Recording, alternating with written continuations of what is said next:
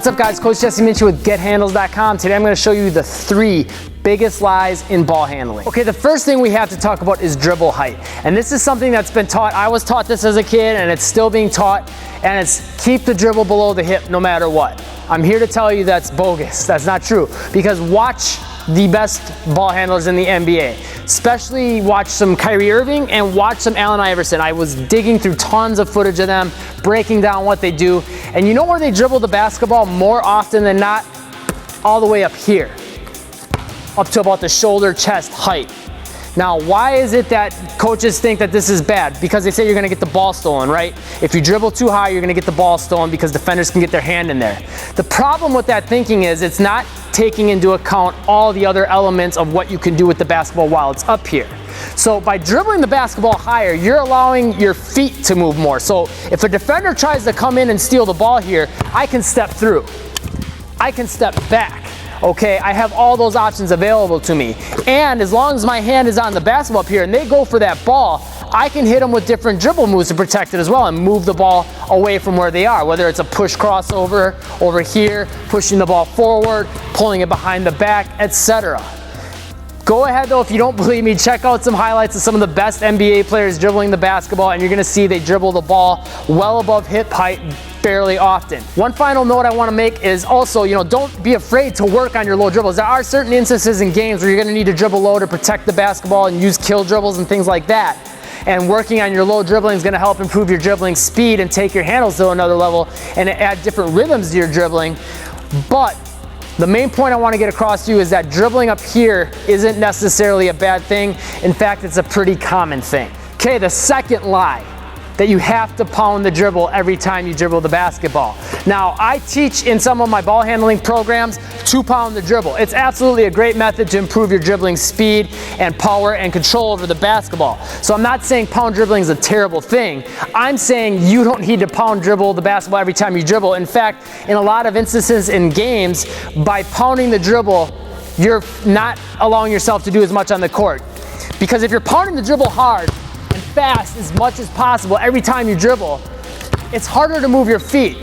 Now this kind of ties into what we were talking about before. By dribbling the ball up a little higher, it frees up your feet to move a little more, right? So if you're dribbling the ball up and not pounding it every single time you dribble, you're giving your feet more options to move, okay? Once again, a well-timed pound dribble here or there can add a little bit of variety and throw a defender off to your dribbling. But you don't necessarily need to pound the dribble every single time you're dribbling the basketball, okay? So don't necessarily focus on pounding the dribble every single time you dribble. One thing I will say though is almost every dribble, and again, there's gonna be some exceptions to the rule, but almost every single dribble, you do wanna get a good snap of the wrist at the end. Even if it's somewhat of a slower dribble, because you don't want the ball just kind of floating in no man's land without your hands on the basketball, because you can't do anything with it there really.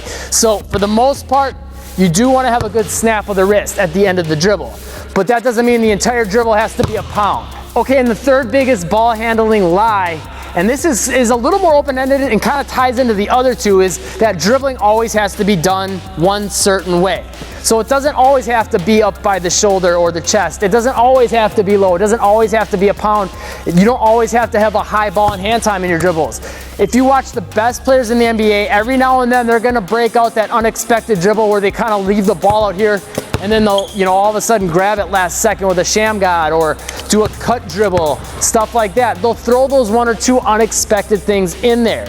And it's those unexpected elements that allow them to keep defenders on their heels, right? Keep them guessing on what they're gonna be doing and beat them. So don't get stuck into a rut thinking you always have to do everything a certain way, because that's going to start to make you predictable with your timing, the way you do your moves, and all of that. And defenders are going to be able to get a read on you a lot more easily. So be a little more free-flowing and try to work on some variety with your moves and hit them with some more unexpected things. Don't think that dribbling always has to be done one certain way. All right, so now if you thought these lies being exposed helped you, get a better perspective on the way you should be dribbling the basketball, you haven't seen anything yet. Make sure you click this link in the top right-hand corner of the screen. That's a full free workout as well as some tips to get handles just like the pros. I'm going to show you the 4 main things you need to have to get handles like the pros. And I'll also be emailing you some secrets as as far as, you know, the way pros handle the basketball that most people aren't teaching. And these things are gonna help you, you know, be able to handle the basketball a lot more quickly and effectively without too much extra practice. These tips are gonna help you go next level very quickly. So click that link, pop in your email. Otherwise, there's a link in the description down below. It's gethandles.com. Pop in your email and I'll send it to you right away. It is free. Also, if this video helped you, make sure you hit that subscribe button and get on that notification squad so you can catch the newest tips, tutorials, and drills. Hit that like button, share this video with a friend so, you know, maybe you can show them, hey, look, this isn't the way you necessarily need to handle the basketball, and you can share, you know, some knowledge with your friends that, look, this is the way other people, you know, other superstar players are handling the basketball. Maybe the way we've been doing it isn't quite right.